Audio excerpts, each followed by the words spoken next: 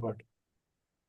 Now, friend, as you are aware, the existing Competition Act 2002 has served as a cornerstone of India's competitive regulation, and it helped ensuring fair competition, prevent cartel and abuse of dominance, and protect consumer and the business interests. That is the main point which has taken place when the Competition Act has come. It has come. It is talking about the physical infrastructure. It is talking about how the business is running. That time, the dot-com boom was there, but not the digital market was present in this manner the way it is present today. So, however, the rise of digital market, the platform-led business model, and data-driven dominance, all these Facebook, uh, WhatsApp, uh, e-commerce sites, and Amazon.com, Ola, Uber, all these things were not present that time, and traditional business were taking. So the enforcement was easy, though it was still tough that time also, but it was not so cumbersome, which is there today. Now, to respond this issue in a timely manner, the issue came that how the digital issues will be handled.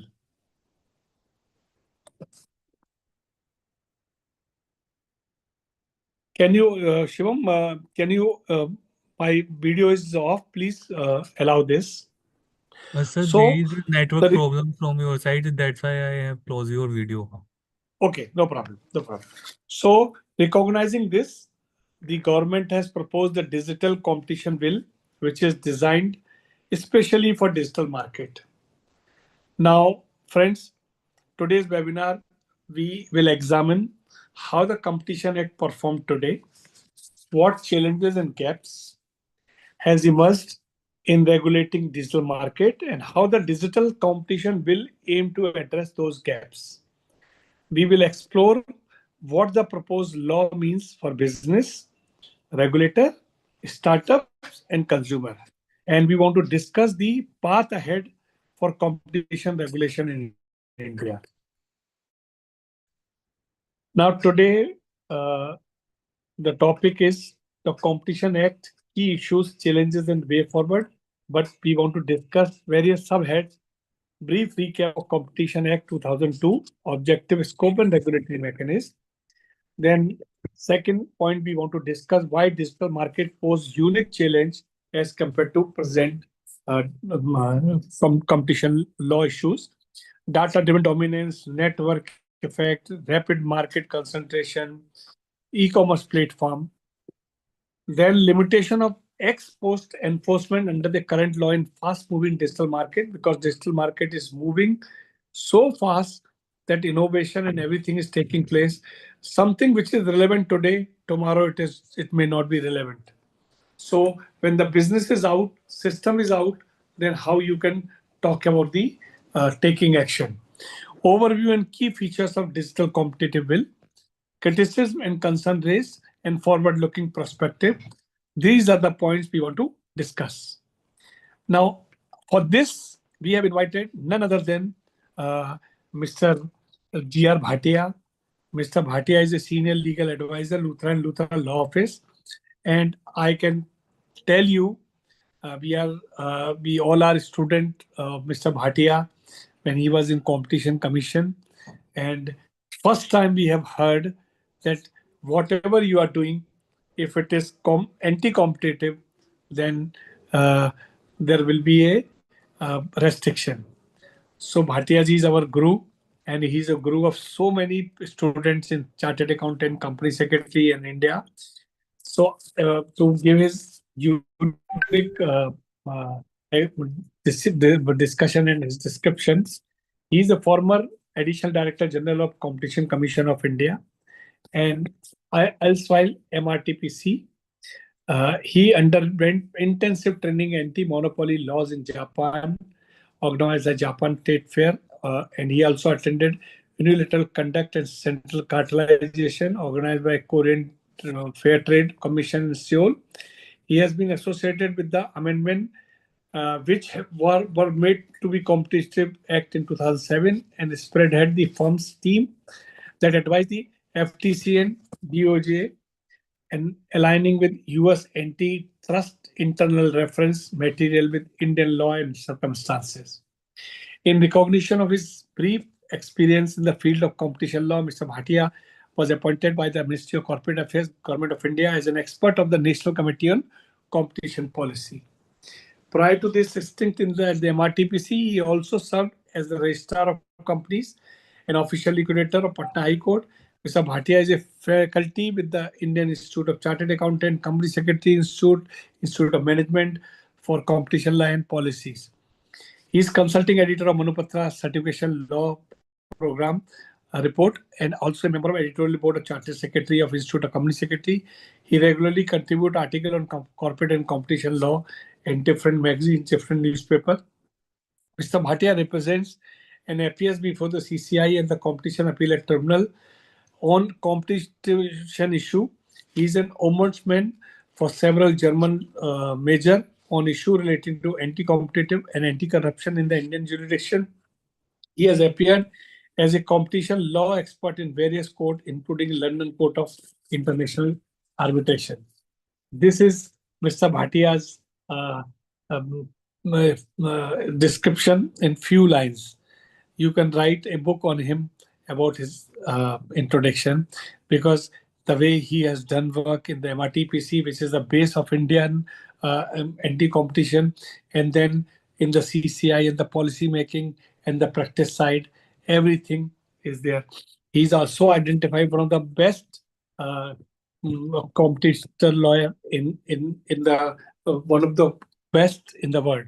So I welcome Bhatia sir for this program. You are always our guru, and today also in this session we will learn something more from you and about your various new things about this law, about the existing law. So friends, before Mr. Bhatia will start, I just want to inform 19 December 2025, we are having our webinar on personal data protection law, a game changer. You must be surprised that today competition law, then personal data, friends, because these are the future law. And if we are not working on these future law, it will be a problem in future. So to understand, so we are always try to do not the reactive process. We are always try to activate the process. That's why this program. So I just want to recap the Competition Act, which Mr. Bhatia will give in detail. But today, my request to Bhatia sir, that this particular digital era of competition or competition by digital companies and digital platform is more touching everyone. Earlier, business was competitive, like anti-competitive agreement was there, where the builders versus cement manufacturer cartelization has taken place in 2012, automobiles in 2014. Then abuse of dominant position, matrimony versus Google case has taken place. DLF cases also was there. Then combination, merger and acquisition, where Sun Pharma and Ranbaxy case is very popular. So these all cases were there, but in that cases, everybody was not involved. The specific companies were involved and they were fighting and they were opposing the competition, opposing the concentration. No doubt, effectively, that is going to harm the ultimate consumer. But the fight was always with them. Then regulator came, Competition Commission has came, they empowered, conduct inquiry, impose penalty and issue direction, and they have issued penalties notice also of 500 crore, 600 crore, 20 crore, 50 crore. Various violations they have identified and they have put the penalty. And then ex post enforcement also they have to do, because whatever they have ordered, they have passed, it has to follow. And the act has served India well in traditional brick and mortar market. That was the competition law, which I have just told you. But now the question is why digital market pose unique challenges. So friends, network effect. Platform gain value as more user join, leading to quick market tipping. So they are controlling Google Androids. That issue is must be knowing that entire Google market, Google platform, they control the Android services, Android thing, and they are always ahead on this. Then come to the point of uh, uh, because in this particular network effect, the CG found Google leveraging dominance in Android ecosystem, so they realize this. Google search engine again reflect data-driven dominance. That is another aspect. So network effect, it has taken place like this. Then data as a data-driven dominance, control over massive data enables targeted services, looking in consumer and raising entry barriers. That was also happening, and Facebook, WhatsApp agreement which has taken place, it has discussed in the same way. Then come to the gatekeeper platform. So few digital players act as intermediaries, controlling access to market and consumer, and they are not allowing anybody from the gate. So that is also happening. Self preferencing and building become easier and less visible because Amazon is controlling the market, and that's why All India Online Vendor Association versus Flipkart Amazon in 2020 case is very popular. Then zero price market compliance, traditional test based on price and consumer harm, that has also taken place. EU Google shopping case is 2017, is a very benchmark case on self-preferencing despite free services. So these are the points which has taken place, that why digital pose a unique challenge. Now, why this new law is required? Because there's a limitation of ex facto post enforcement in fast moving digital market. Lengthy investigation is taking place in the legal system. Like matrimonial and Google case, it has started in 2012 and finished in 2018. Till the time, the entire market of this marriage system has totally changed, and the position of company has drastically reduced. Then market tipping, market remedies effective by the time order has passed, the harm may be irreversible, and the market may have already tipped for another new uh, services, new product. So when you are taking action, there's not any effective thing. Difficult in defining relevant market in multi-site digital ecosystem, because the competition law basic principle is that you are dominating the relevant market. What is relevant market? That is also very interesting things which Mr. Bhatia will explain to us. Here, the relevant market concept is very poor, because in the competition law, either you are controlling young, older, middle class, you are having control over the one South India, North India, other places. So multiple relevant market concept is there, and your dominance is there. That is also restricted. That's why you are not uh, allowing competition to grow, and consumers should get benefit.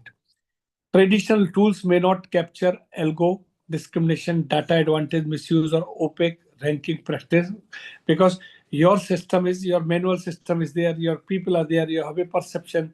But when they are going and explaining to you, when I was listening to Google representing to the American senator, and I was seeing their answer, their question and the answer. It was all question and answer was very vague. The question was clear to the point, and when they were saying, "Please give answer yes and no," and they were not able to give answer yes and no. They were always giving answer on a different way. So uh, the the remedies, sometime what is happening, it is becoming too late, and hence now there's a need of rule-based obligation for large digital player. There's and the law also which can control this. Now, if you see the key feature of digital competition bill, they talked introducing of ex regulation, pre-specified obligation to prevent anti-competition conduct before it occurs, identifies systematically significant digital enterprise, this is called SSDEs, or gatekeeper based on size, user base, and market power. Impose do's and don'ts on SSDEs, key obligation, no self-preferencing, no anti-steering on restricting business from dealing with competitor, fair, transparent, and non-discriminatory terms for access, and data portability and restriction on combination, user data across services, prohibition on leveraging dominance from one market to another market. So these are the things which has to be handled by this new law. Propose faster investigation timelines and stronger penalties. That is also part of this new law. Aim to promote consistently prevent gatekeeping abuse and support startup and innovation. Because when you are making a law, you can't do one-sided, you have to do both-sided, that you promote innovation also and you control the system also. So that is one. And last point, which I want to just mention this, that criticism of this particular law has already started. People are talking about the risk of over-regulation, potentially shifting innovation to and investment. People will not do the innovation if their restriction will be there, because when you are bringing out something new, then dominance is obvious, because till the time you are, because you are coming first time, so your dominance will always be there. Then definition SSDE is also very confusing. The threshold to be too broad to capture too many players. Then compliance burden may be higher, especially for companies scaling rapidly, because they are rapidly mean they are not earning money that way, but they are scaling on this. Then concern about duplication of conflict between Competition Act, Digital Competition Bill, that is also will come, so they have to be harmonized on this. Fear of ex ante rules may reduce flexibility and hinder platform efficiency, that is also there. Global players argue that similar law, DMA, UK, DMCC are still evolving. India should proceed cautiously. That is the point which is there. So these are the basic point which is a part of the new law. Now, today we have invited Mr. Bhatia only, and the purpose is that the way he has control, command, and knowledge of the particular subject, nobody can match. And if he can concentrately tell us, it will be win-win for everybody to understand the market things and every other issues. So over to you, Bhatia sir. And after your presentation, I will one-to-one, I will ask various questions. We will do the Q&A round. We will do the rapid round. And whatever question will come, that we will ask, and whatever question I have prepared, we will do. Over to you, Bhatia sir.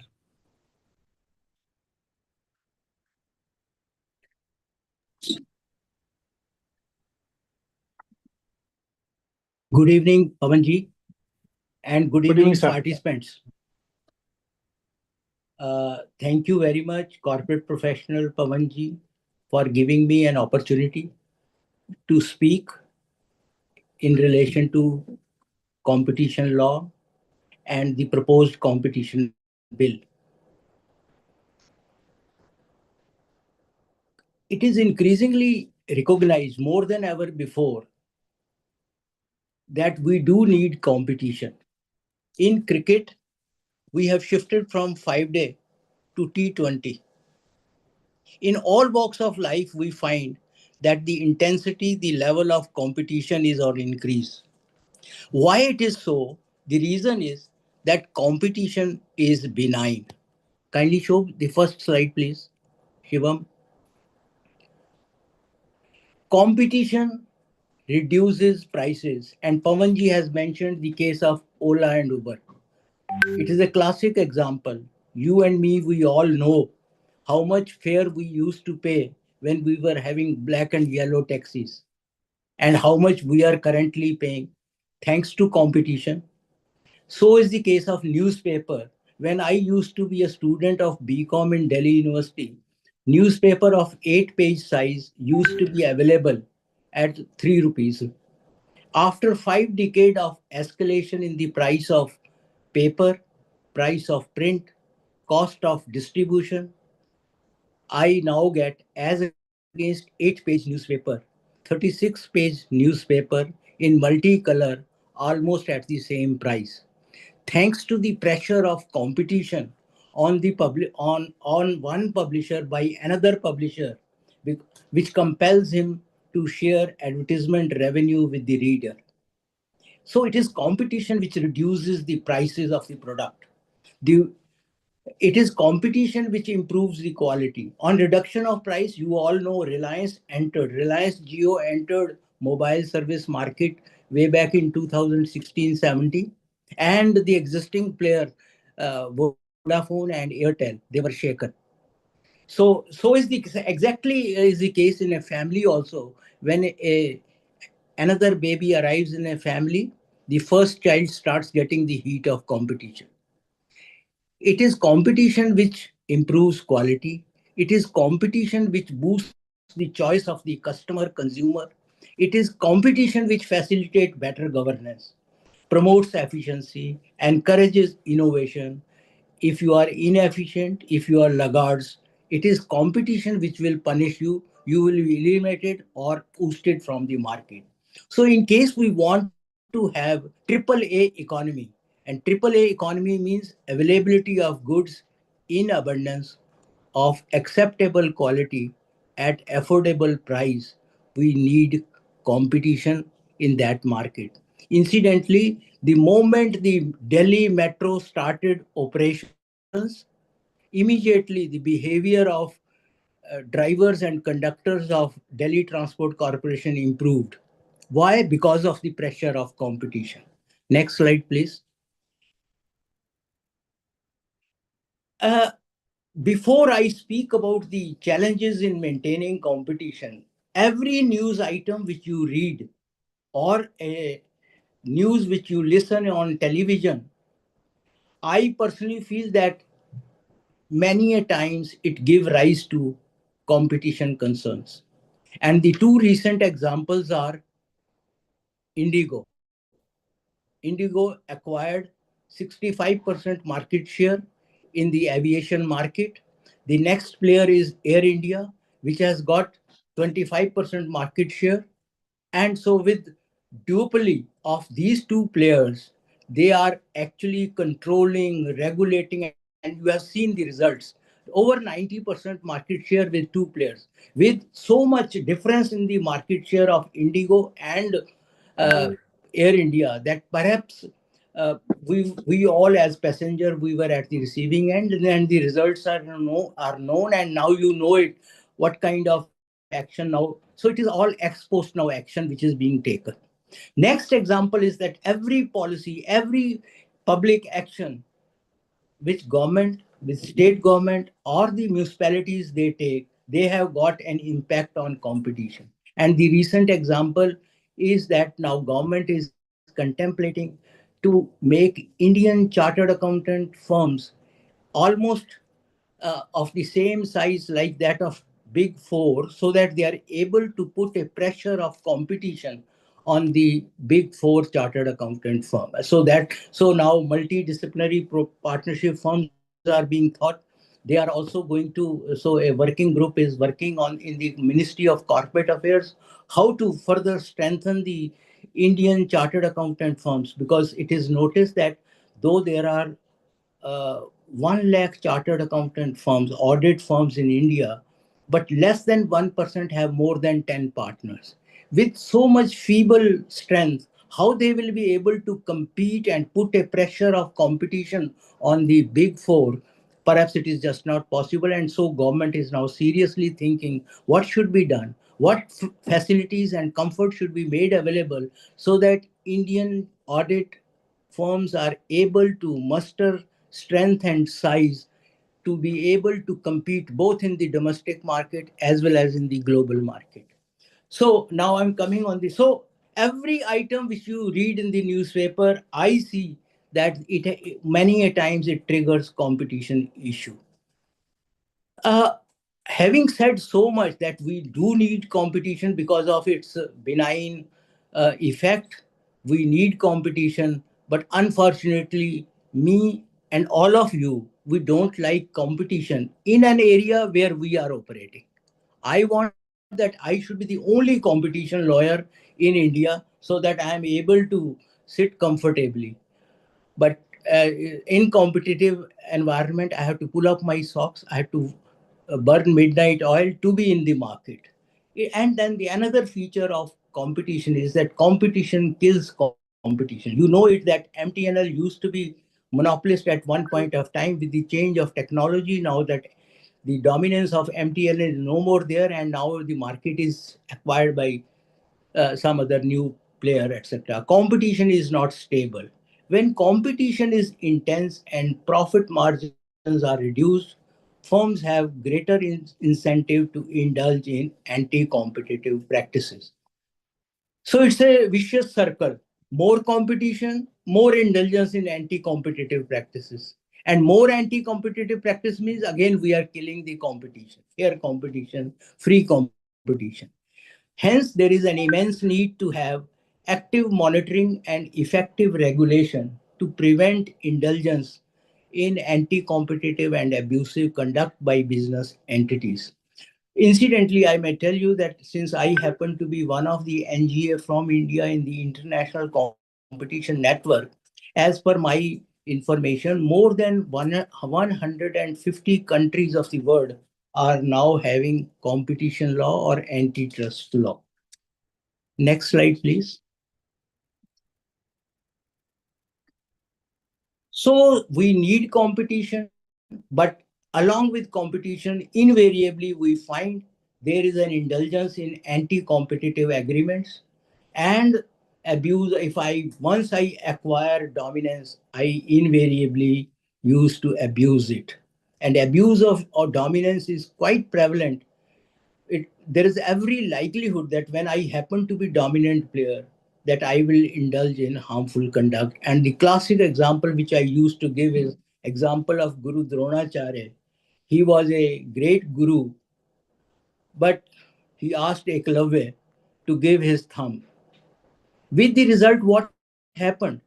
This was an abusive conduct on the part of a intellectual property holder, Guru Dronacharya. What he did was that by asking thumb of Eklavya, he killed a competitor to Arjuna.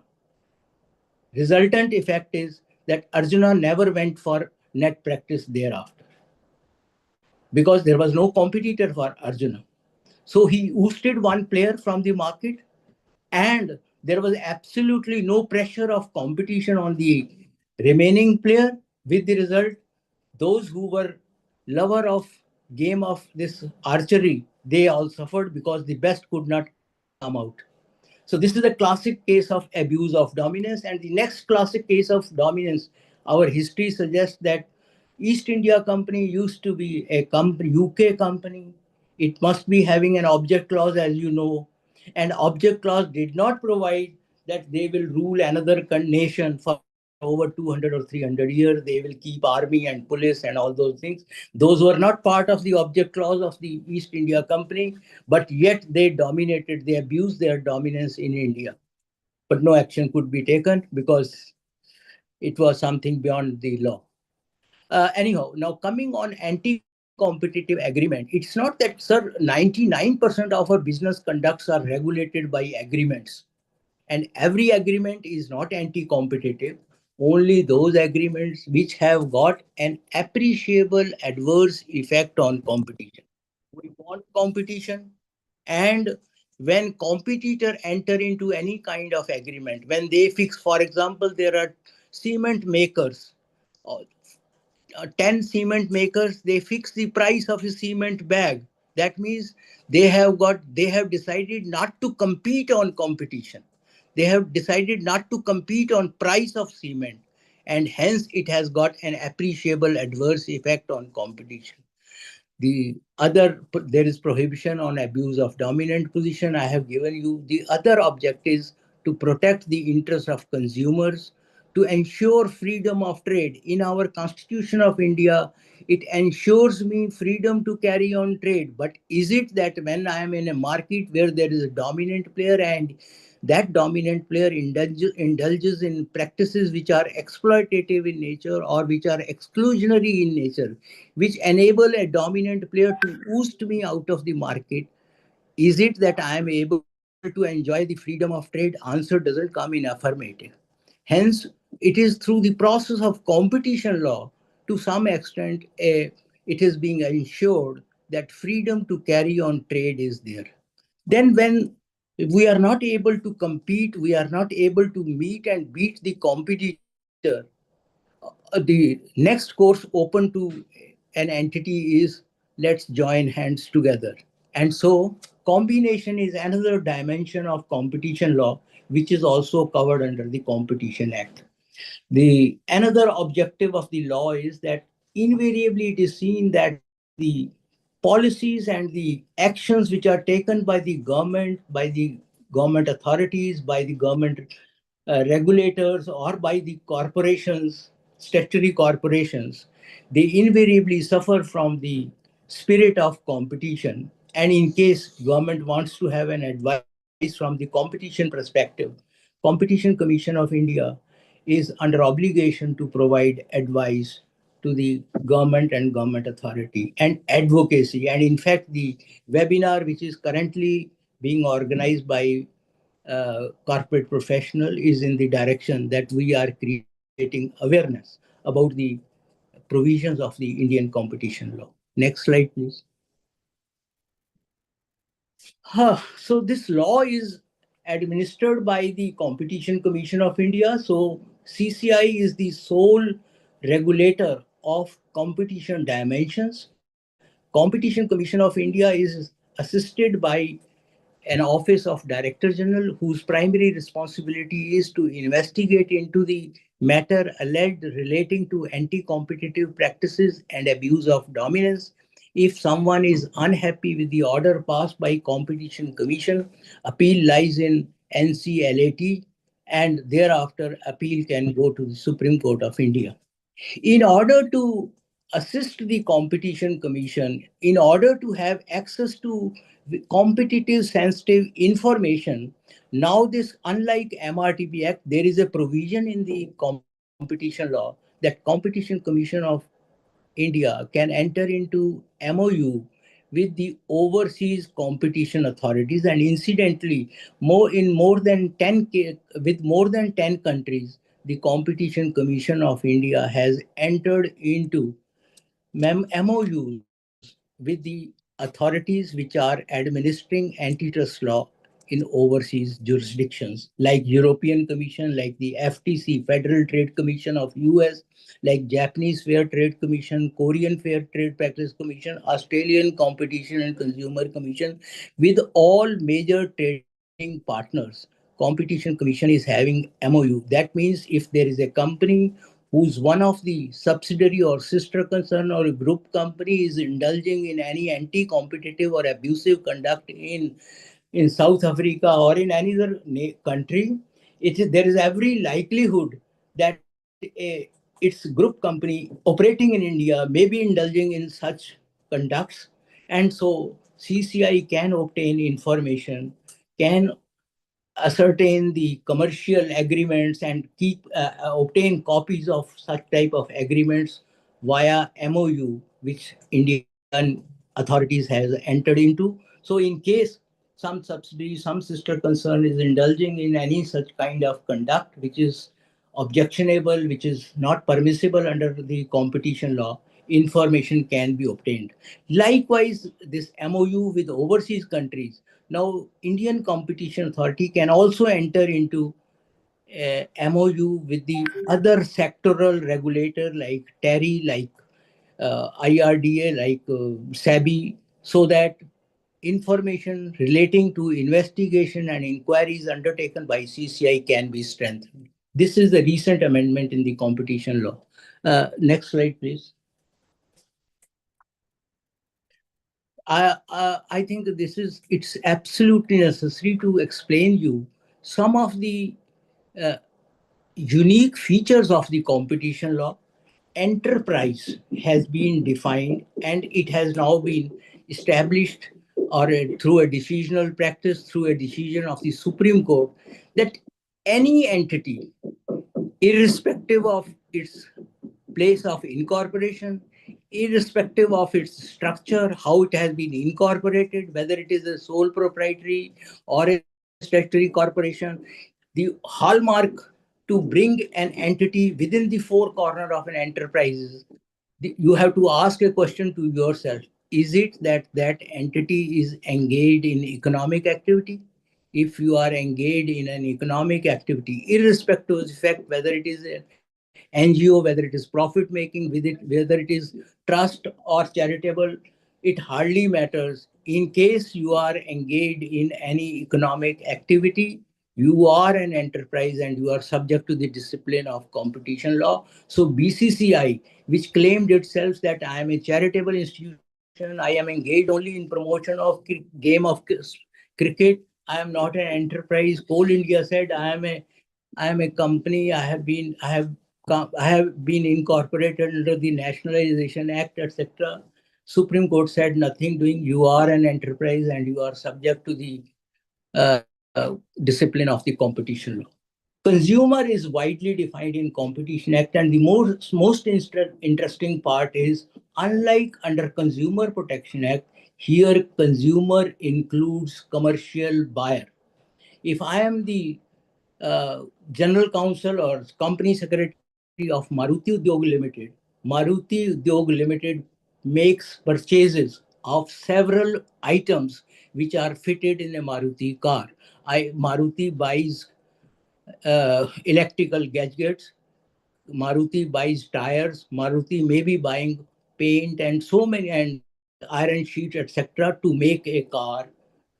Maruti Udyog Limited is a consumer under Competition Act. No one can take the plea that Maruti, you are a commercial organization, you are a commercial buyer, and hence you are not subject to the discipline of competition law. Maruti is a consumer, and in case it is a victim of anti-competitive or abusive conduct of the suppliers of these products, the Maruti Udyog Limited can file and approach the Competition Commission for redressal of its grievances. Another important feature is effect-based approach. An overseas incorporated entity cannot take the plea that I am incorporated outside India and I don't have headquarter or any office in India. The rule, it is effect-based approach. That means irrespective of the fact whether you are incorporated in India or outside India, if you are doing any business in India and the adverse effect is on Indian soil, you are subject to the jurisdiction of the Competition Commission of India.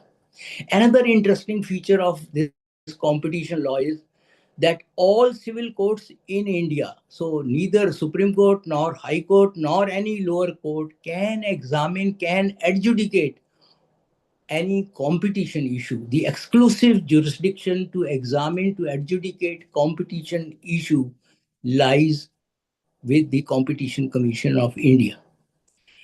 Another interesting feature of this competition law is confidentiality.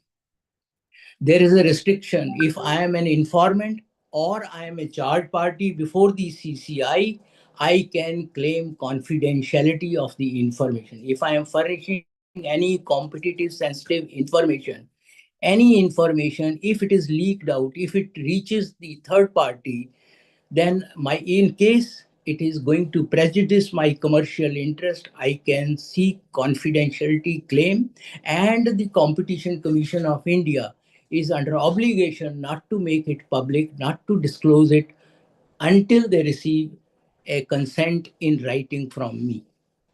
Another interesting feature is that no adverse sanction can be passed by the CCI without conducting an inquiry. So inquiry is a precondition because it is based on the well-known maxim that no one should be condemned without an inquiry, without being heard by the adjudicating authority. So inquiry is a precondition. Next slide, please.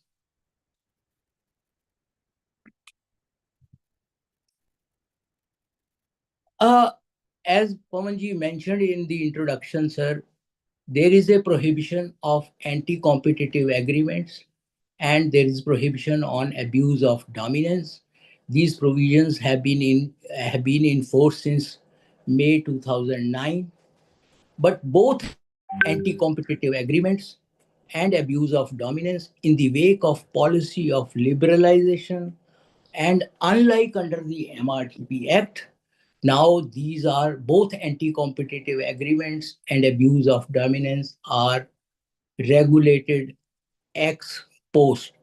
That means after the event has happened, after the loss has been caused, after the harm has been caused to the consumer or to the competitor, thereafter the competition commission can take action. That is the approach under the competition law. But so far as mergers and acquisitions are concerned, the approach is ex ante. Ex ante means before you go ahead, before you consummate the transaction, business transaction, you are required to first have the approval of the CCI, and only thereafter you can consummate the transaction. If you are consummating the transaction without obtaining the prior approval of the Competition Commission of India, it gives rise to gun jumping, and there are penalty provision in case you consummate a transaction which is reportable, which is notifiable under the competition law. You are going ahead without approval of the Competition Commission, you are inviting trouble for yourself. Next slides. But before there have been a lot of apprehensions about ex ante, but one good feature on the performance of CCI, I may tell you that in a journey of over 14-15 years, more than 1,100 transactions have been notified to the Competition Commission of India, and not a single transaction has been blocked. All what have been passed, all what have been filed, they have been approved. 97% of the cases, transactions have been approved without any condition, and the balance 3% have been passed with some behavioral restrictions or with some structural changes, including divestment, etc. So 97% without any, and the average time taken, though the law provides for preliminary assessment 30 days, but average time taken in the last 14-15 years in preliminary assessment of the Competition Commission is less than 25 days. Now, it is very important to also have an idea what are the powers of the Competition Commission. In case the Competition Commission finds an agreement and that agreement is having appreciable adverse effect on competition, what Competition Commission can do in addition to cease and desist order. Cease means don't do it, desist means don't repeat it. And in case cease and desist order is passed, cease and desist order is an adverse sanction. If I am unhappy with cease and desist order, I can knock at the door of the NCLAT, and prior to that, before the Competition Appellate Tribunal. And after, if I'm not satisfied with the order passed by NCLAT, I can approach the Supreme Court. But what kind of financial monetary penalty? First, kindly remember, under competition law in India, violations are only of a civil nature. Unlike in some of the overseas countries like US, Germany, etc., where cartels, etc., they give rise to a criminal punishment. The delinquent officers are sent to, they can be imprisoned in case you are found to be indulged in bid rigging or in cartelization.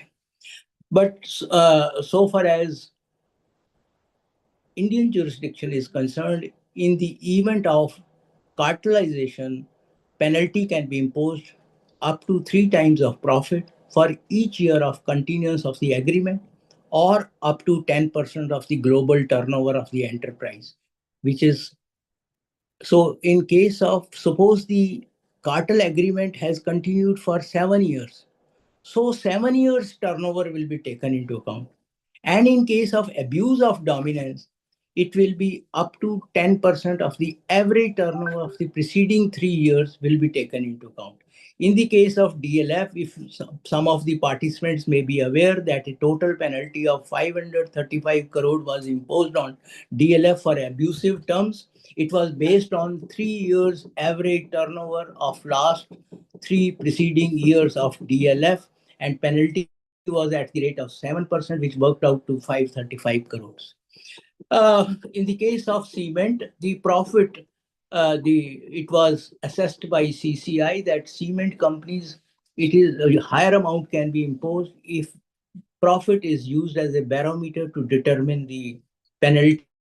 And so in case of a penalty on cement 11 players, it was at the rate of half time of the profit of each year of continuance of cement cartel, which worked out to 6,300 crores. The Competition Commission can also modify the agreements, and in case of DLF, it modified terms and conditions because some of the terms and conditions of flat buyer agreement that in the event that the DLF is found to be responsible for delay in handing over built up space to the flat allottee, the DLF will pay 6% rate of interest, and in case the flat allottee defaults in making payment of EMI, he will be responsible to pay 18% rate of interest. So on this, and also some of the terms and conditions of the flat buyer agreement entered into between DLF and the allottee was found to be having abusive conduct.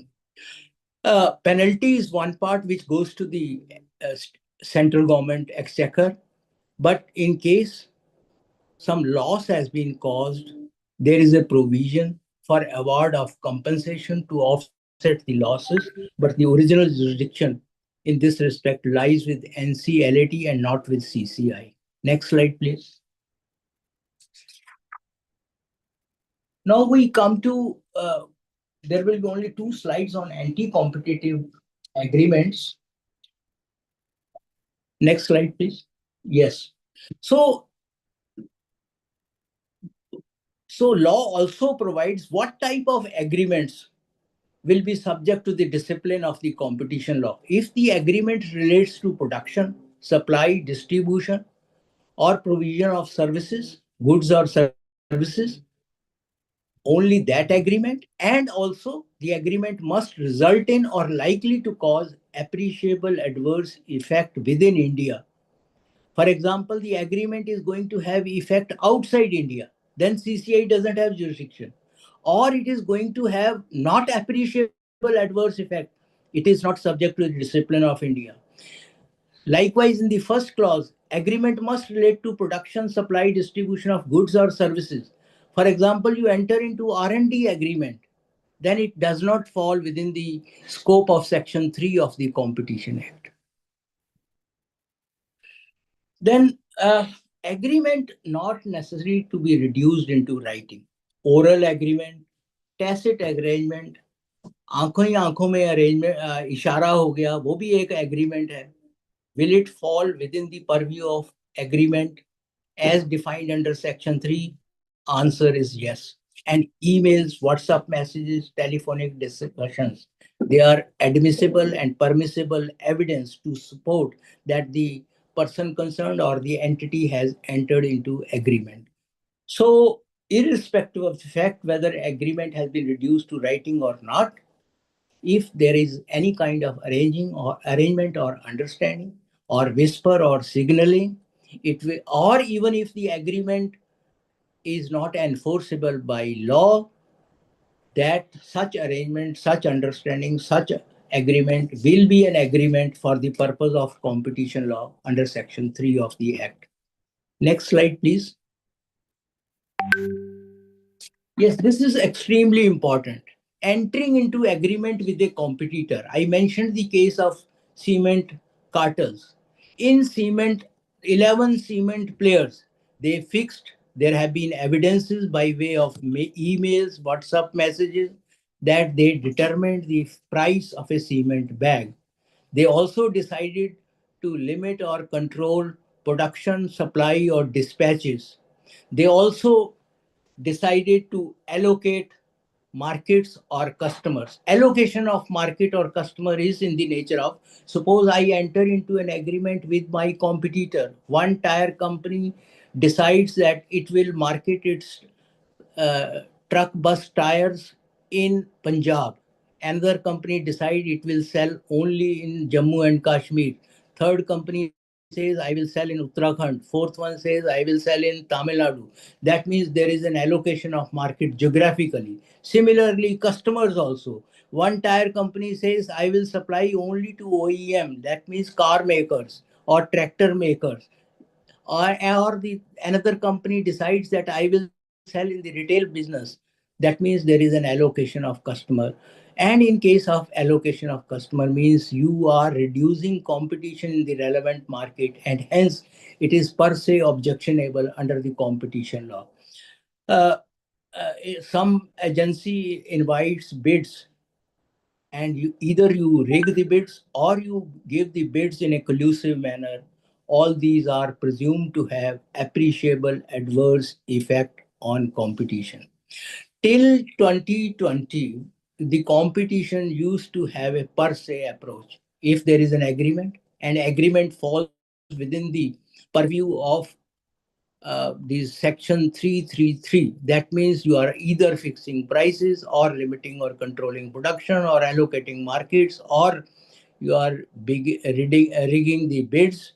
All these are presumed to have appreciable adverse effect on competition. You don't have to defend yourself, and the responsibility of the prosecutor is to prove that there is an agreement.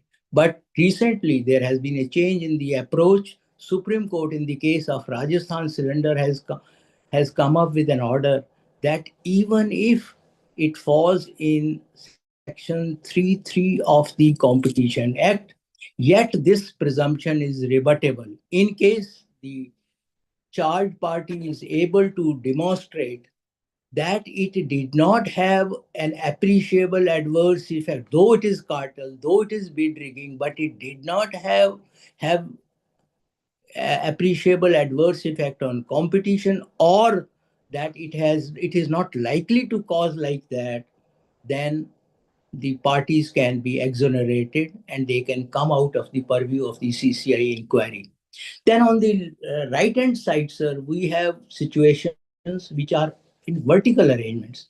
On the left hand side, we have got horizontal agreements. It is just like in a cinema, there is a row, vertical row and same row. So if you are entering into an agreement with a competitor, it will be of a horizontal category. And if you are in a vertical agreement, that means there is a relation generally of buyer and seller. Then only then you will be held responsible if it has caused appreciable adverse effect on competition. Tie-in arrangement, that means along with one product, you are compelling the customer to buy another product, unrelated product. It is objectionable under vertical agreement clauses, but it must result in appreciable adverse effect on competition. Likewise, exclusive dealing, that means you are permitted by the OEM to deal only with that OEM and you are prohibited to deal with competitor. That means exclusive dealing practice is there, and it is bad only if it results in appreciable adverse effect on. So on the right hand side, the categories are only if you will be liable to Competition Commission, and in case you can prove that the advantages outweigh the disadvantages, then you may be allowed by the Competition Commission to continue with that arrangement. Next slide, please. Shivam, so this case I have already explained. Next, please. This is the case, sir, where I have said that even if it falls under section 3.3, that means it is in the nature of cartel, but presumption is rebuttable. Okay. Sir, now as you know, it is very difficult to pull out or to unearth an evidence in case of cartel type of arrangement. In order to bust cartels, in order to bust the cases of bid rigging, a mechanism has been inserted in the competition law that you can come under leniency if you have been a cartel participant and subsequently you make full, true, and vital disclosure of the cartel to the CCI. You can have the concession in the penalty. As I already mentioned, that penalty up to 10% of the turnover or 3 times of the profits, a penalty can be imposed. But in case you come under leniency, that means you break the rank and you become the friend of the Competition Commission of India. Then there is a provision that up to 100% or 50% or 30%, depending on the stage at which you have come to the Competition Commission and you have made adequate disclosure, which has helped the Competition Commission in busting the cartel, then penalty will be imposed, but penalty concession will be given up to 100% if you are the first one, up to 50% if you are the second one in queue, and up to 30% if you are. How If you- I can. Sir? No, sir. Okay. Okay, up to 30%. So whether you are fourth, fifth, or sixth, there is no limit. Up to 30% concession on the leviable penalty will be given to the person who is making disclosure.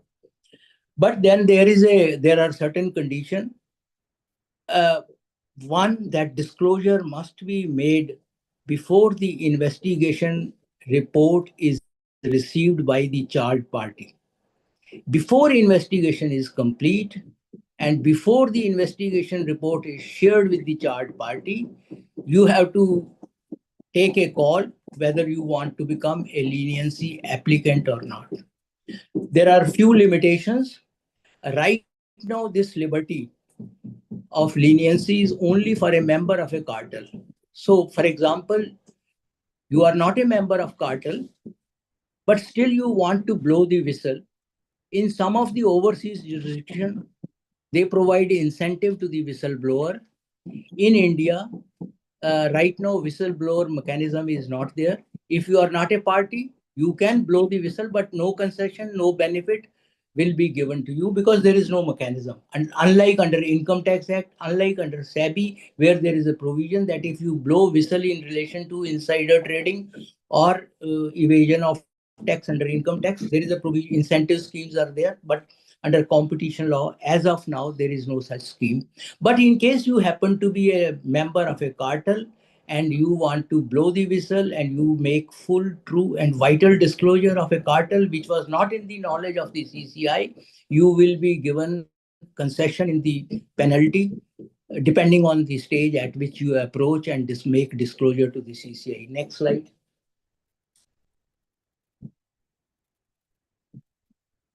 Now, recently, the Competition Act has included another provision which says lesser penalty plus. So, lesser penalty plus means you are a leniency applicant, and in the course of your business, you know that some other cartel is also happening, and you happen to be part of that cartel. If you make disclosure of that additional disclosure relating to another cartel, sir, then you will also be, in addition to the, whether you are in addition to your 100% concession or 50% or 30% concession, you will be given additional 30% concession if you make disclosure about the other cartel which is also operating in the industry.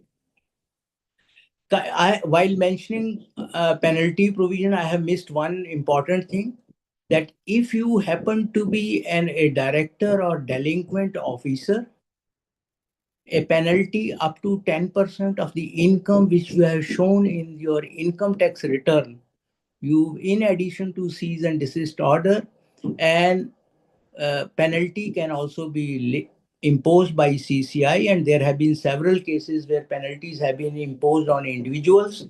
And kindly appreciate, since it is penalty, there will be no deduction under income tax law so far as payment of penalty is concerned. So it will not be treated as expenditure.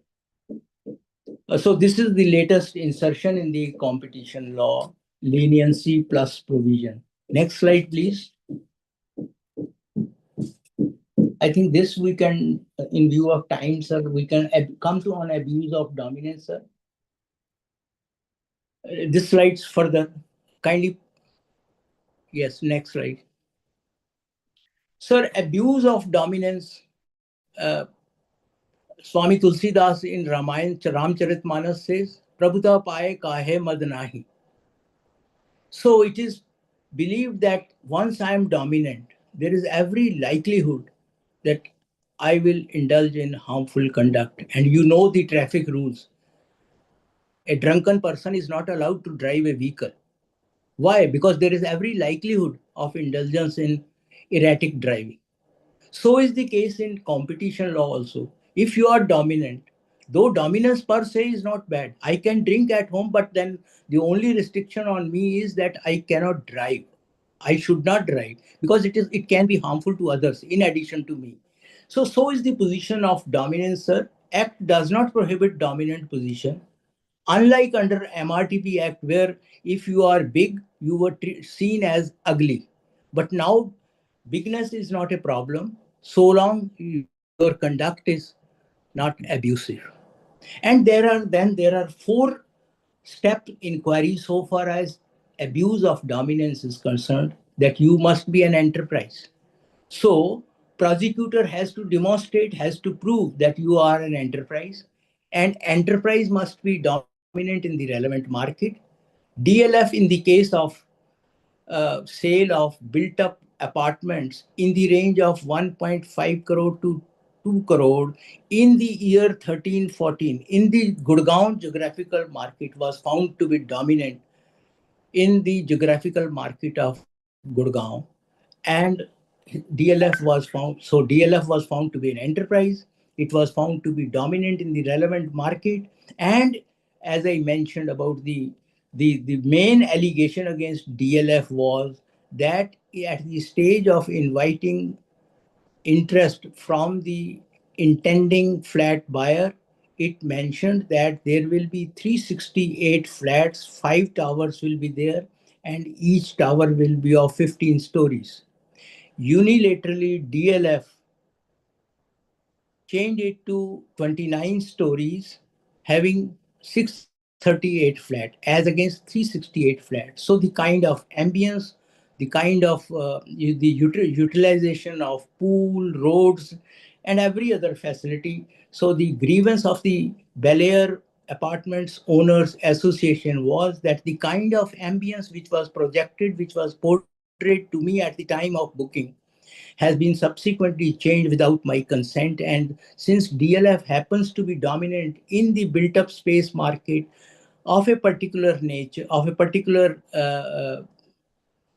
amount, is dominant, and hence this is abusive conduct. In addition to this, they found that there have been certain terms and conditions in the flat buyer agreement, like interest rate, like whatever super area I will declare, there will be no appeal and no dalil on that. And even if Mr. Bhatia pays 100% consideration towards the flat, yet it is the discretion of DLF to allot him flat or not.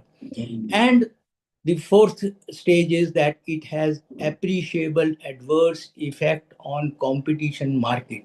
Sir, this fourth step is extremely important in the case of Google, and recently in the case of Google, in the case of NCLT in Android market, and Supreme Court in the case of Short Gloss has said that even if I am dominant in the relevant market, and even if my conduct falls in one or more of the abuses which are mentioned in Section 4 of the Competition Act, still there is an obligation on the part of prosecutor to demonstrate that the abusive conduct of a dominant enterprise has resulted in appreciable adverse effect on competition. So this fourth step has further. So from per se approach, we have now again come back to rule of reason stage. In the till 2017-18, the Competition Commission has been having only 3 obligations to prove that it is an enterprise, it is dominant in the relevant market, and the alleged abuse fall in one or more of the categories mentioned in the competition law. Now there is an additional obligation which is mandated by a decisional practice, and the Supreme Court has held that there is an additional liability to demonstrate that the abusive conduct has resulted in appreciable adverse effect on competition, on market, or on consumers. So the job of the competition regulator has become more difficult. Next slide, please. Sir, so in some of the overseas jurisdictions, sir, market share is the main criteria to determine, or only criteria. If you are above 35% or 40%, you are labeled as a dominant enterprise. But in India, we have gone by a number of factors. There are 14 factors, and market share is one of the factors. And the Competition Commission is mandated that before labeling an enterprise as dominant, they have to look at other 13 factors also. For example, the other factor, in addition to market share, the Competition Commission will look at significant resources when compared to competitors.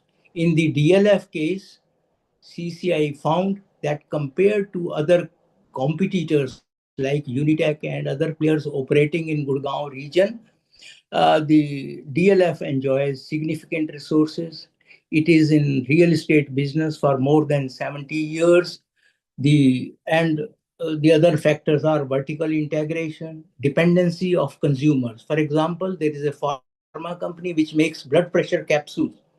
So what it does is that it reduces its production by 50%.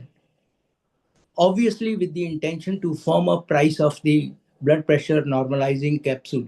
So dependency of consumer is too high, and this factor will also be taken into account while determining the dependency of the consumers. In the car sector, you must have read in the newspaper that the Competition Commission has gone against car companies. There are 2 major issues in the car. You own car, I also own car, your cousin drive car. So all family members are owning and driving cars. In the car business, sir, in India, what happened is that the car makers impose a restriction on the component making company that whatever you will produce, you have to give it to me. You will not sell in the open market. This is the condition on the component makers or component making companies. And then when they sell the car to me, they impose a condition on me that I will use only those spare parts which are supplied by authorized dealers, authorized sellers. If I buy and install a spare part other than from an authorized person, then they warn me and they tell me that your warranty and guarantee is not there.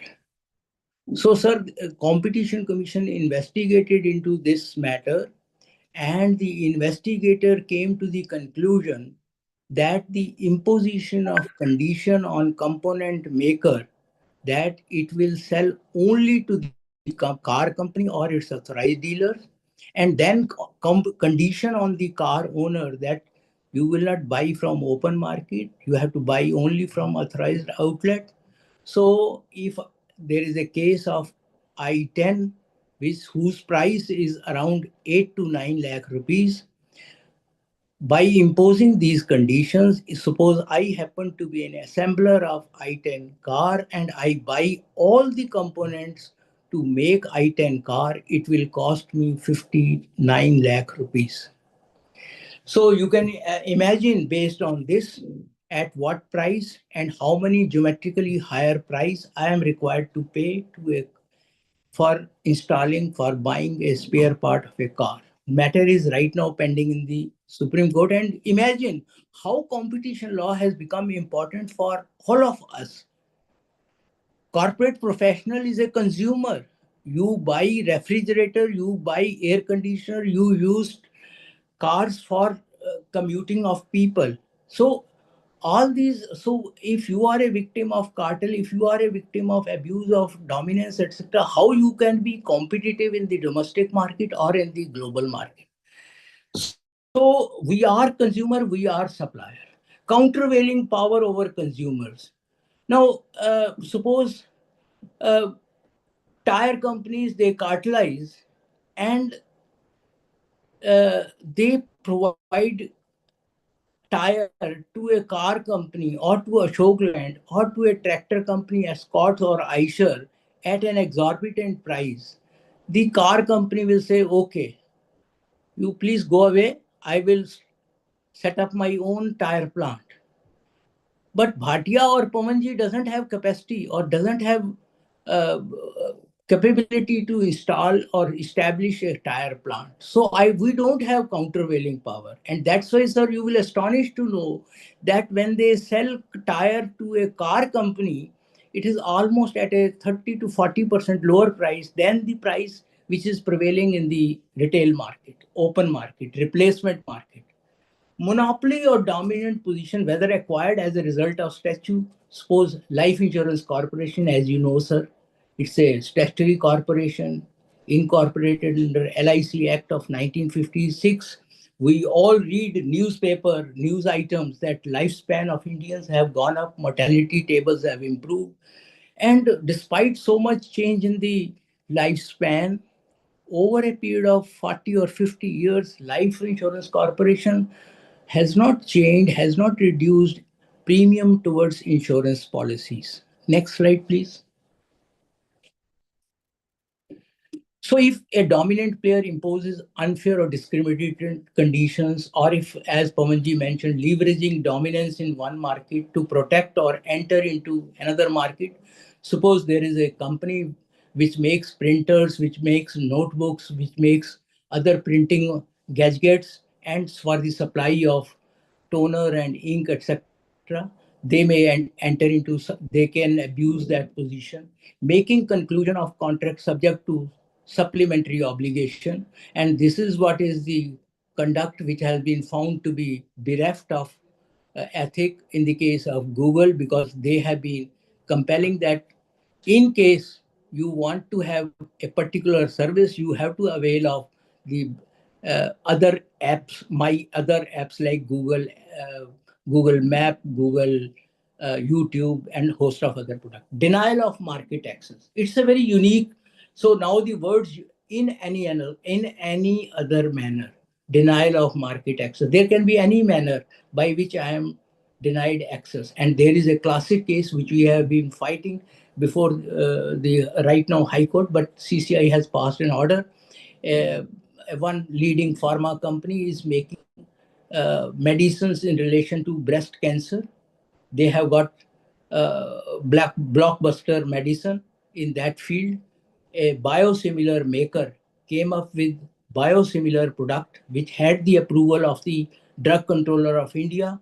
The moment biosimilar product was introduced, that pharma company established brand. They started writing letters to Director General, All India Institute of Medical Science, and Director of various state health services, saying that doctors should not invite trouble for themselves. It will, so efficacy and effectiveness of the medicine is not known. So you can do so, you can promote that product at your risk and obligations, etc.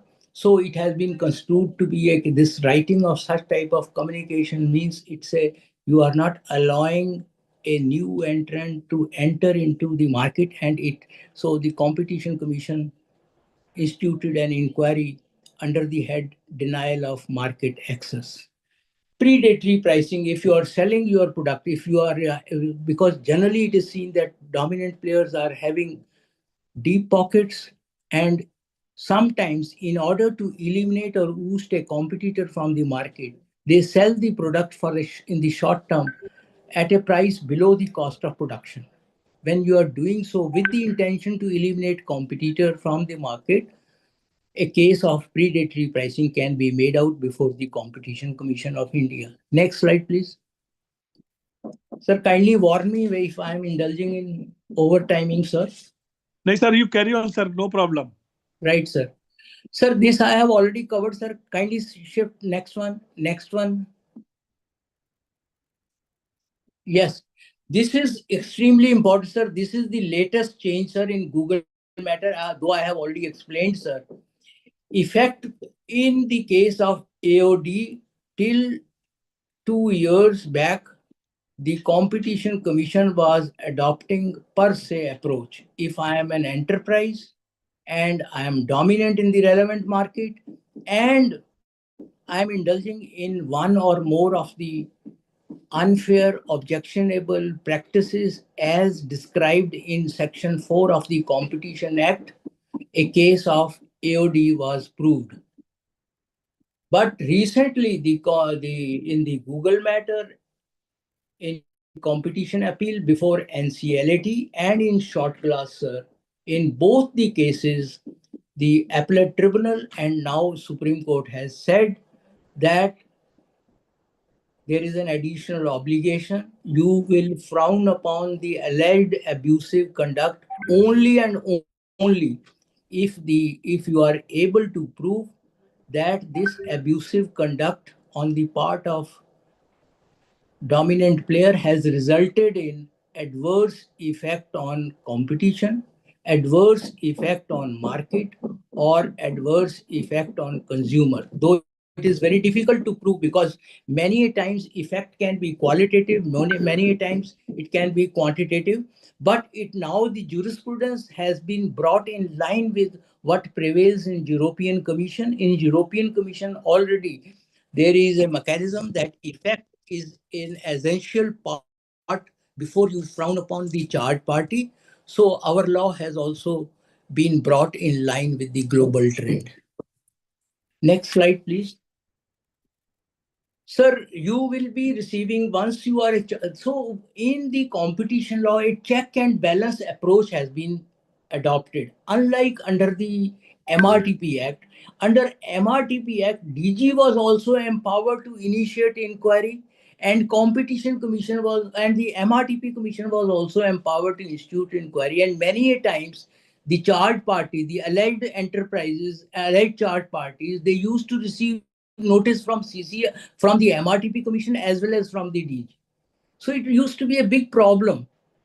So when we were involved in making of the law, now law has been made very clear. DG doesn't have suo moto power to initiate any investigation. He can investigate only and only those matters in respect of which he receives direction from the CCI to investigate. And CCI also cannot initiate an inquiry. It has to form first a prima facie view that there exists a case of indulgence in anti-competitive agreement or abuse of dominance. So formation of prima facie view is essential before start of inquiry. And then there is a clamping on the power of the CCI that CCI cannot investigate itself because you cannot be a decision maker as well as an investigator. So now this current law says CCI, you have to form prima facie. DG will not initiate suo moto. And so far as investigation part is concerned, DG has to investigate and not CCI has to investigate. So DG has been given power, so complete power of investigation. And the manner in which it will be investigated will not also be doctored or influenced or dictated by the CCI. The manner of investigation completely lies with the DG. Conduct of investigation is a precondition before passing any adverse inquiry, adverse order, or imposition of penalty. CCI is mandated to send alleged matter to DG along with material. Now, DG has got all those power which are vested in a civil court. Civil court has a power to call for information, summon a person, enforce his attendance, record his statement. It can requisition record from the public department also. For example, DGCCI can requisition record from income tax department, from ROC, from any other government department if they are interested. If from Noida Authority, from Yamuna Expressway, whichever, if there is a public record, DG can have access to that record. Then in case DG is having suspicion that the evidence which is lying with the charged party may be destroyed, may be mutilated, may not be handed over to DG for the purpose of scrutiny and analysis, DG can approach Chief Metropolitan Magistrate Delhi that I want to undertake search and seizure. It has to file an formal application. It has to receive a formal order. It has to convince the CMM what is that compelling reasons for which I am required to undertake search and seizure at the premises of the charged party. So CC and the CMM has to record what is that which convinced him in allowing search and seizure of the charged party. Under the MRTP Act, there was no such specific power with CMM. For example, the party to be charged, their office is in Sholapur. The DG at that time was required to obtain permission from District Magistrate Sholapur. So as you know, that information never remained secret, and information used to be leaked. Now powers have been centralized, and in case DG wants to raid any party, it has to approach CMM Delhi, and in Delhi also there will be one designated CMM only. And so that order so likelihood of leakage of that information has been minimized. But despite all these powers, their laws specifically provide that the entire process of investigation undertaken by DG has to be wedded to the principles of natural justice. If, for example, reasonable time is not given, or DG is using any coercive method of calling information, if it is found to be in violation of principle of natural justice, the aggrieved party can go to a court and obtain relief from the court. And there have been several cases where non-compliance of principle of natural justice has resulted in either stay on investigation, or that the order passed by CCI has been overturned either by NCLAT or by the Supreme Court. Recently, as I mentioned in the short glass case, there was the CCI and the DG did not give liberty to cross-examine a witness of the other side. And so a reasonable opportunity was not afforded. And on that ground also, the entire inquiry results and adverse sanction passed by CCI was turned down by the Supreme Court. So principle of natural justice is a mandated thing for the DG to abide by.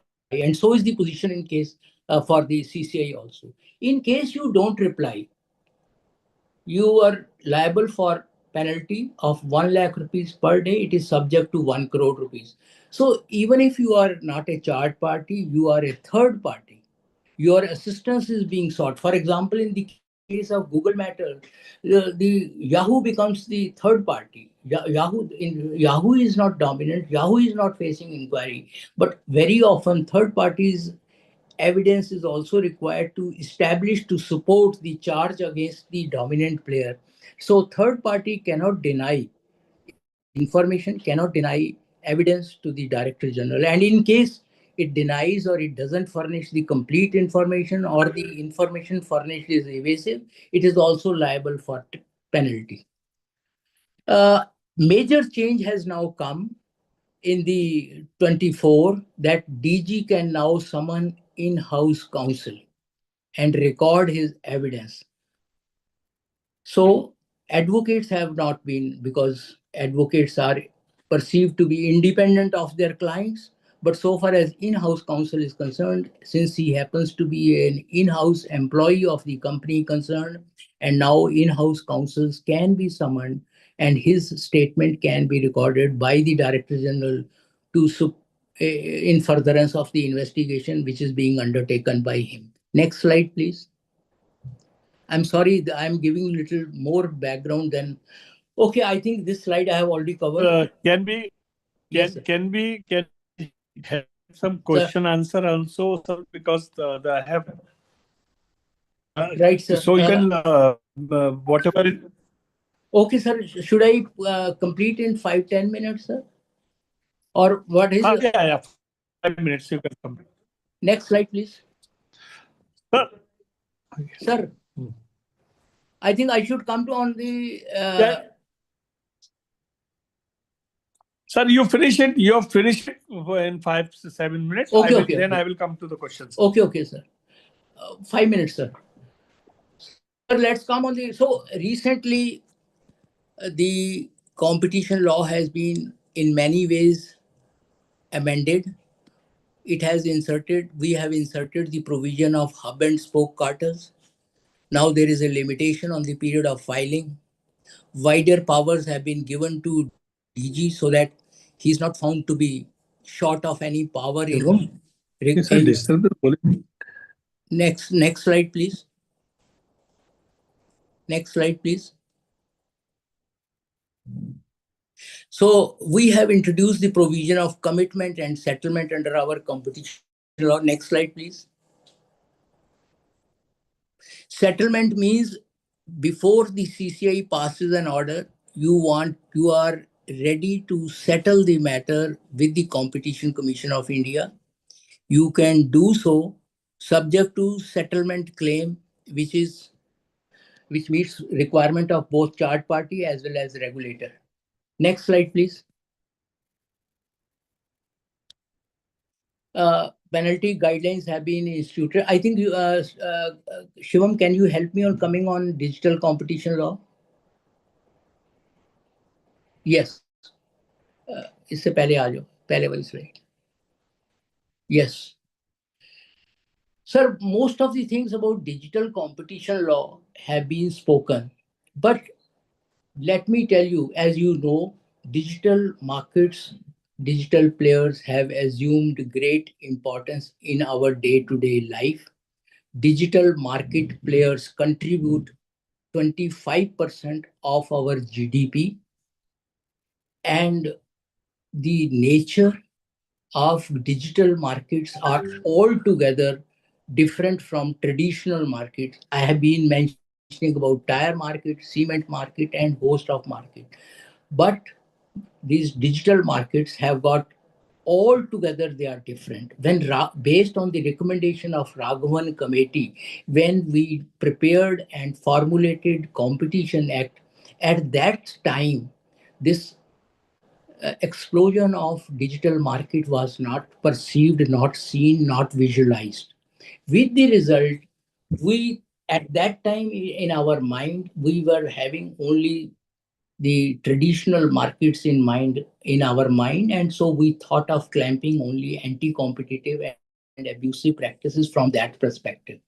In the last 20 years, sir, now things have 25 years, things have undergone change, as I mentioned, the importance of, and they are all together. In traditional markets, sir, there was simple relationship of buyer and seller. Now in the digital markets, it is multi-sided. There is a platform service provider, there is a seller, then there is an advertiser. So host of markets get affected. And then as Pawanji mentioned about network effect, I use WhatsApp, my family member use WhatsApp, my friends use WhatsApp, my clients use WhatsApp, my teammates use WhatsApp. So as Pawanji mentioned, you can imagine so WhatsApp, so far as messaging business is concerned, sir, almost the entire world bank upon WhatsApp messages. So obviously WhatsApp has become a dominant player. And now in 21, it came up all of a sudden with a policy, so far as Indian jurisdiction is concerned, that it can reveal and share sensitive information of Bhatia or Pawanji or Shivam with its group company Facebook, etc. This was seen to be already they are having more than 95% or 96% market share, and this condition, and there is no option to me. I have not been given an option. I have been said that either you discontinue with WhatsApp or we are going to share with that. So CCI found it that uh, it's a classic case of abuse of dominance. And the plea which they took before inter alia, before the CCI, was that sir मैं तो WhatsApp के लिए कोई charge ही नहीं कर रहा. There is no consideration. So see, unlike under competition law, which when we thought of, there was a price element, unfair price, or below the cost of production. So all these elements, so things have become altogether different. So coming on the in nutshell, sir, that now we are struggling with a question. Is it that the existing competition law provision, is it that the ex post approach which we are having, are they sufficient to deal the challenges posed by the digital competition, digital players in the markets? How to address those challenges? So I think now Pavanji can ask, sir, you can ask questions, and I am ready to answer. Sir, thank you very much for giving elaborate answer of this. I was just searching internet and I saw this, that airlines, Indigo, Air India 85%, Telecom, Airtel, Jio 80%, e-commerce, Amazon, Flipkart 74%, DTH, Tata Airtel 65%, Cement, Ultratech, Adani 55%, stockbroking, Grow and Zerodha 44%, digital payment, Google and PhonePe is 80%. Entertainment, Book My Show, District 75%. Paint, Asian Paint, Burger 65%. Travel, Make My Trip, Giveovo 63%. Urban Mobility, Uber and Ola 55%. Sir, these are the people which are controlling this. So these two companies control 80 to 95% of any essential services. It is no longer a market. It is private monopoly bearing a competitive mask. And history shows us unchecked dominance always hurt the consumer sooner or later. And the Indigo fiasco is before us. That the way they have handled it, the way they are doing this. So, in your opinion, this duopoly dominance, where price is only the first casualty, service arbitrage and sudden exploitation, like Indigo case, platform power, ability to shut down live services at any time because they control. Today, Jio and Airtel closes their shop and they say they bargain or they do something. Consumer is trapped, not served. Quality erosion is invisible, but real is not invisible, but it is real. Systematic risk too big to fail syndrome, and innovation gets choked. Data monopoly is a behavior control. So these are the things, sir. So what do you think? Are we successful in this to control this? If we were successful or CCI was successful, then why this dominance has allowed? Absolutely, sir. Very complicated question, and I think the entire competition law you have covered. Yes, absolutely, sir. Post-liberalization, sir, in case I happen to be dominant in the relevant market, it can be on account of positive things also. Maybe that I'm acquiring more and more market share because of my efficiency, because of my being innovative, because of my being serving my customers very well, because of my affordable price or cost. So because of these unique features, merely that I have assumed a size and assumed a particular market share, India wedded to the policy that dominance is not per se bad. Only if a dominant player indulges in abusive conduct, only then it will be frowned upon. So far, sir, you mentioned the case of Indigo and Air India, sir. Absolutely. Post, if we take the share of these two players, yes, more than 85% market share is with them. But unless we have got an element of cartelization, that there is some meeting of mind on price, on city pairs, on sharing of market, on allocation of market, or limiting of services, sir, only then there will be a case of coordination. So till then, sir, they are competing, and so far they are competing efficiently. It is benign for the stakeholders. But in case there is an element, iota of doubt about their coordination on the flights, certainly action can be taken. Likewise, if Indigo is dominant player and if they are indulging in abuses like unfair pricing, discriminatory pricing, if they are indulging in any of those unfair practices which are covered in the law, action will be taken and action has been taken.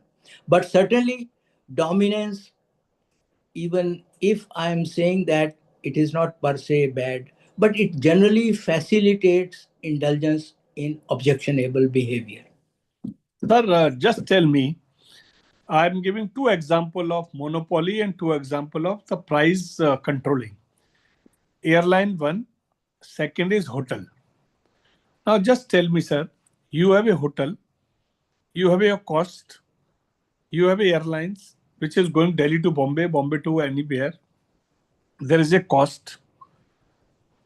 Now suddenly there is an emergency, there is a demand more because of some program, because of something. They increase price from 10,000 to 30,000. Is it not anti-competitive? It is not dominance of price because you are getting a route and you are running the flight. It is not on the basis of some non-controllable. It is not that some flights, some route is so demanding on particular days. So all airlines are ready. They have to take approval. They have to do something. Now, why this is happening every day? I'm finding every day this is happening with hotel, with airlines. What do you see and how it can be controlled? Sir, as a practitioner of competition law, my answer will be that yes, markets are driven by demand and supply, sir. If there is a surge in the demand, naturally it is expected that market price will go up for any service. But at the same time, as the government being custodian of public interest, they have to continuously apply their mind. They have to come up with new ways and means so that dominant player do not get an window to indulge in abusive conduct. So always, as you know, there is a need that public sector should also continue to operate in the market so that as and when such larger public interest comes, sector entity is able to put a pressure on the private players. That is what is happening many times, sir, in banking sector, in the aviation sector itself also, sir, when we have to fly back our Indian citizens in jurisdiction where there is some turmoil, sir. Invariably, it is the public sector plane which will go there and bring them back to their home and destinations. Okay, sir. Now, do you think the way Indigo issue and various other things are taking place, the Competition Act 2002 is effectively managing as per 2002 law? But now we are talking about the digital market controlling or coming out with the digital market competition law. So if we are not successful in one part, or if we are not very strongly controlling this, how we will manage this where every day like mushrooming growth is taking place in the corner of the country and they are dominating the market, and relevant market is also very important, you may say. So they are doing and then closing also. They are doing, dominating, using and then closing because new innovation has come. We are finding every day some new things is coming. So how you will control and how you will punish these people, because they will say, I have done innovation, no other person is doing. So they will take this example and this particular plea. How the law will see all these things, because innovation means control first, then other player will come, because ecosystem created and then other people come. So what do you feel, sir? How to Yes. how to do this? Correct, sir. Before answering to the question, sir, I would like to give a little background, sir, about digital competition bill, sir. Hmm. The existing Competition Commission of India has got by now an experience of handling competition issues for the last 16, 17 years. Over a period of time, it has built a capacity to deal with competition issues. It has established digital market units which can now examine, scrutinize issues coming from digital players. Having said so, one of the significant suggestions of the Committee on Digital Competition Bill is that the proposed competition bill will be implemented and enforced by the existing Competition Commission of India. So that means it's a right decision that the capacity already built will be used for enforcement of another complementary law or a supplementary law, sir. So they also examined the question, can the existing competition law be amended and we can enforce effectively the problem posed by digital players? They came to the conclusion that CDCL came to the conclusion that it is just not possible, because the approach and the foundation is altogether different. So two basic things, question have been answered. Now they say the other part is whether the conduct or the business behavior of digital players who are only of a particular size which crosses the threshold. So the government is now struggling whether the threshold are optimum or not, what type of services should or should be regulated. And the fourth issue is whether they should be regulated ex ante or ex post. So far as ex ante is concerned, sir, the problem is that means before I am allowed to drive, now the stakeholders, the high-tech giants' contention before the government is that, sir, you allow me to drive. I am not going to drive erratically. When I drive erratically, you punish me. But so long, I am no doubt I am high-tech giant. I am a leading player. But allow me to avail of the benefit of my freedom, initiative. Maybe that my freedom and initiative may be helpful to the most of the stakeholders. So that is what is, sir, now government is struggling, and that's why government thought to give a pause. And now in the right now we are at a stage where government says that I want to undertake a extensive market study into these all aspects, and that market study will give us better understanding. We will come to know whether we should enforce it ex ante or ex post, or we will adopt a hybrid approach, and whether the threshold are optimum or not.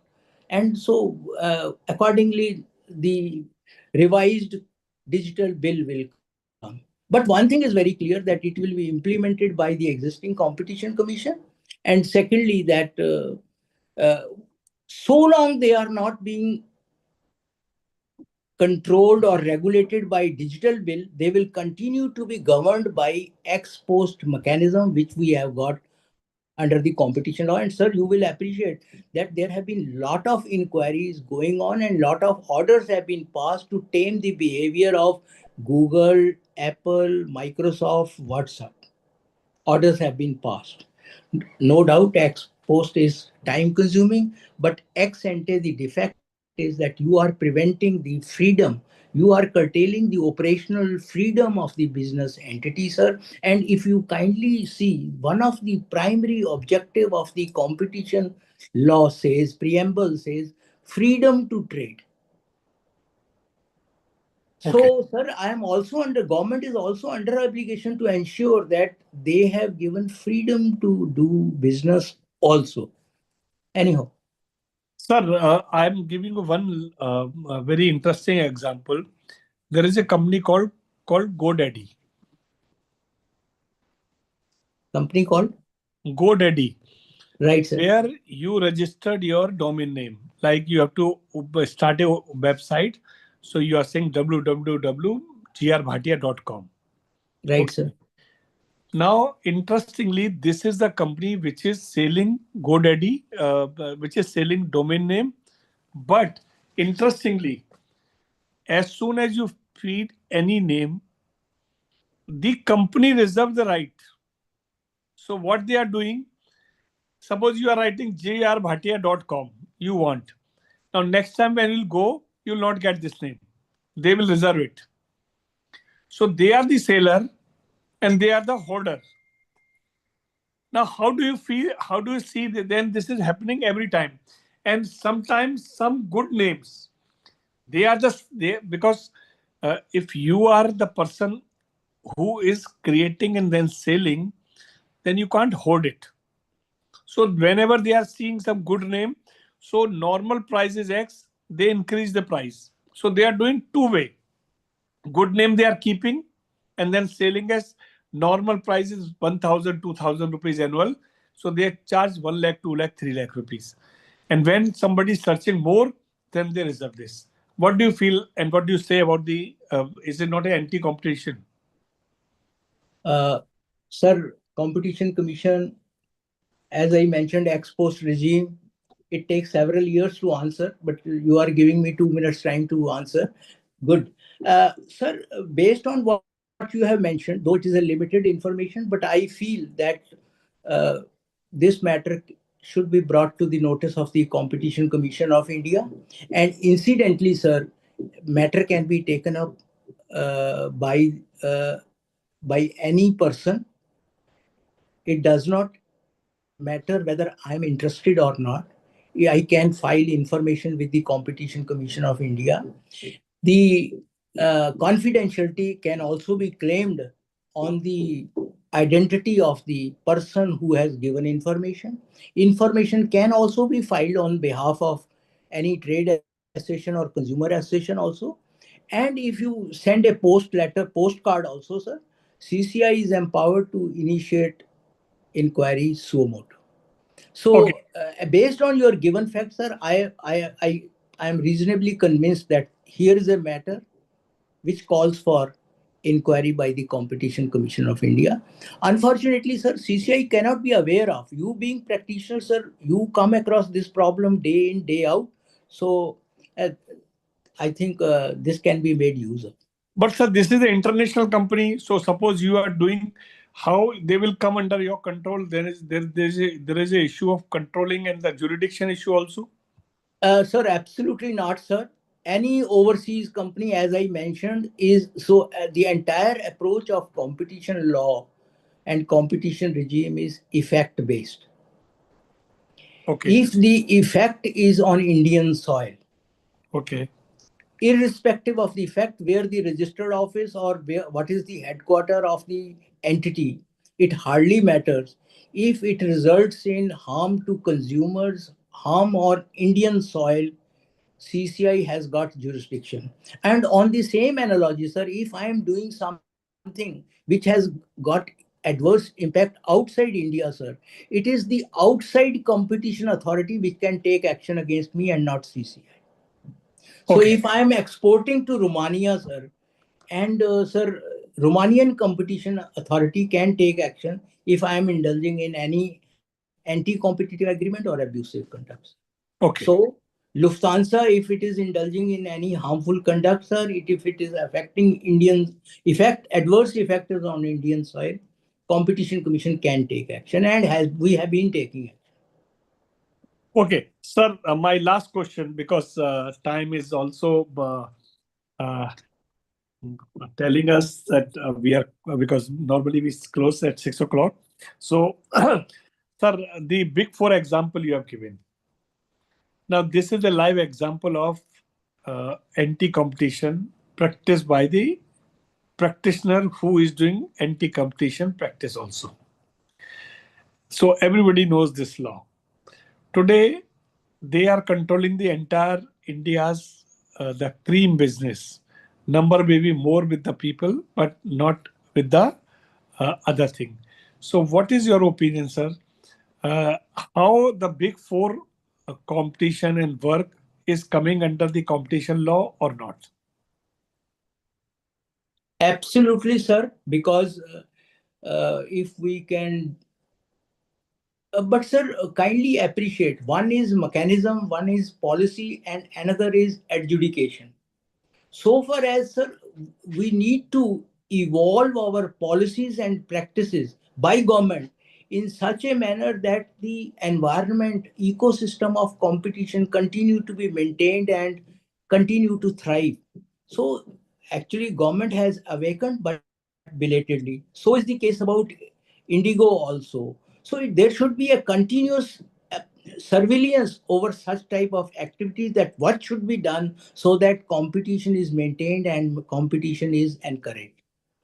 So yes, policy also do matter. So as we find from the media reports that there is a proposal in the mind of MCA to encourage small audit firm to join hands, to give them financial assistance and other kind of professional assistance, so that they are able to muster weight, able to compete effectively with big force. That's the responsibility both of CCI as well as of the government, and we as the well-wisher of the society. Okay, okay. So thank you very much, sir. I think you have given majority answer relating to the competition laws practice, and whatever, if somebody is not doing practice and who has heard you today, he can get very well the meaning of uh, relative the market, meaning of the specific market, meaning of the regional tea, and various other things which you have mentioned, sir. And simultaneously, some of the portion you have covered for the digital market also. But in my opinion, more these things are there, but we have to do something more also if we want to do this. Now, in my opinion, sir, the need for balanced approach is required because we are not successfully controlling the present physical form of business. Now, digital business is far away. It is supersonic speed, sir. Importance of coordination with data protection law, consumer protection, and sectoral regulator is also very, very important, because when you are taking action again, say airline, then you have to go to the airline authorities with those who are managing the sectoral authorities.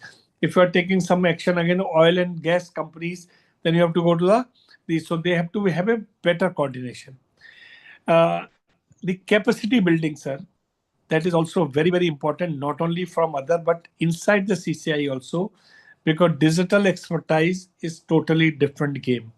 You know law, you can understand, you have perception, but your digital expertise, data scientists, algo trading, auditors, behavioral customers, all these things is a future, and it require when the digital system and the new types of uh, competition is creating in the world.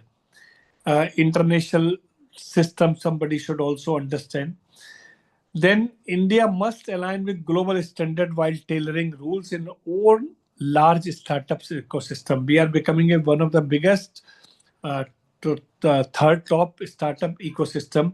But sir, ecosystem requires innovation. Innovation requires monopoly. A monopoly requires the violation of law. So we have to make some global standard on this aspect. And the bill which is coming, sir, it will redefine India's digital competition landscape. That is no doubt, but potential making it one of the most progressive digital market framework globally. It is a need of the hour, because India is third in the world, which is creating digital place, digital market, digital innovation ecosystem, and various other things. So we are far ahead. You will not believe, sir. My son is studying in Ireland, or my relatives are coming from abroad. When we say Blinkit, it is 10 minutes. You are in the bathroom and something is over. you can get immediately, sir, within 10 minutes. And they saw this is impossible there because of cost, because the cost of the people. Here, the cost of the people is less. So this is also innovation. So this type of innovation today, what is happening? Blinkit and Zepto and other companies, they are controlling market of this type of also. So this is also regional market concept of different type. So this is happening, which is not there in the world. So it means that India has different type of the structure, which has a low manpower cost. It can do something. So just connect with the digital platform and create this. Today, Zomato and the food delivery system, which is there, the way things are happening, that in 10, 15, 20 minutes, whatever you want, you can get it. Depends upon the locations you have. So we are doing innovation in this, and the innovation will bring some monopoly, sir. And continuous stakeholder consultation will be the key, sir. And in my opinion, for this, we have to take the consultation with the people who are really sufferer, not the people who are sitting in the AC room and deciding what is best, what is not best. With this, sir, I'm so grateful that you have given your time and your presentation. Your presentation, with your permission, sir, because all the presentation we share with our participant, and this webinar will also be hosted on the YouTube, and anybody can see. Uh, Before concluding, sir, I just want to request you, just in 1 minute, you conclude this today's session, today's topic, and your view on this on this particular subject. Sir, as I see, competition regime is ever evolving.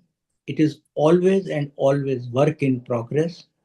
Let's continue to reform the law, and I'm confident that the Competition Commission of India, as well as the Ministry of Corporate Affairs, has never ever allowed reform rabbit to become turtle. Very, very nicely. Last point is the crux, sir, of your program. Because we depend upon people, we depend upon things. Thank you very much, sir. Thank you. This topic was not of the interest of people. That's why you see very few people do practice in this area, and that's why the interest is less.